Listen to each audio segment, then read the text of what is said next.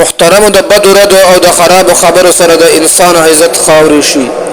خواک دا سړی د غټي مرتبه او د صلاحيت خاون ولنوي، لیکن د بد جبه د وجنه هغه د خلقو د سرګو نه وګرځيږي.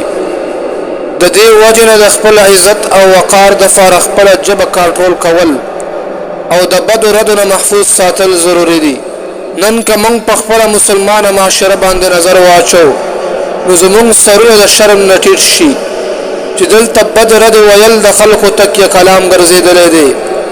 ګنده او خراب خبرې داسې په جبه باندې جاری وي چې یو ذره هم په هغې کې ورته بدي نه محسوسیږي. دا صرف د غټو حال نه دی بلکې په لارو کوڅو کې ماشومان هم د کنځلو په معامله کې د خپل تربیت کوونکو نه هم دوه ګوتې سیوا دي. دا ډیره د تکلیف نه ډکه خبره ده. زمون فرض دی چې خپل ځان د اسلام په رنګ کې رنګ کړو او د خپل جبه د حفاظت په کولو سره د الله جل شانه نه شرم او حیا ثابت کړو.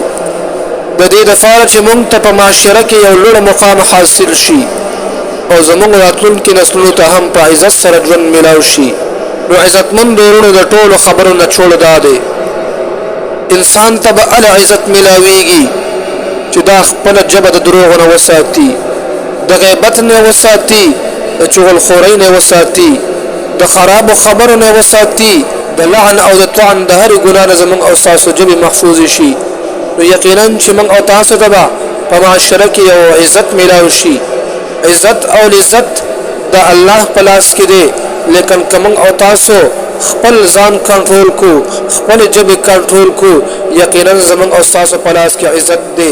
الله جل شانه او بیا ډیر اوچت عزت من او تاسو ته راکړي.